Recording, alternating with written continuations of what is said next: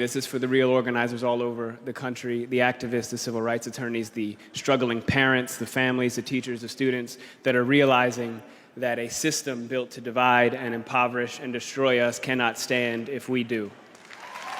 All right?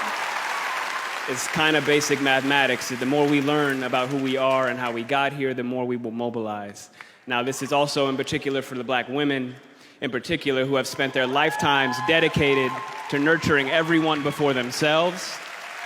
We can and will do better for you. Now, what we've been doing is looking at the data, and we know that police somehow manage to de-escalate, disarm, and not kill white people every day. So what's going to happen is we are going to have equal rights and justice in our own country, or we will restructure their function and ours.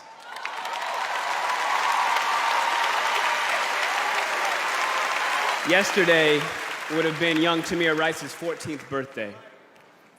So I don't want to hear any more about how far we've come when paid public servants can pull a drive-by on a 12-year-old playing alone in a park in broad daylight, killing him on television and then going home to make a sandwich. Tell Rakia Boyd how it's so much better to live in 2012 than it is to live in 1612 or 1712. Tell that to Eric Garner. Tell that to Sandra Bland. Tell that to Dorian Hunt. There has been no war that we have not fought and died on the front lines of. There has been no job we haven't done. There's no tax they haven't levied against us, and we've paid all of them. But freedom is somehow always conditional here. You're free, they keep telling us. But she would have been alive if she hadn't acted so free. Freedom is always coming in the hereafter. But you know what, though? The hereafter is a hustle. We want it now.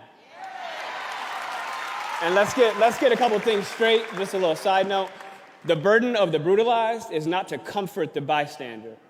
That's not our job, all right? Stop with all that. If you have a critique for the resistance, for our resistance, then you better have an established record of critique of our oppression. If you have no interest in equal rights for black people, then do not make suggestions to those who do.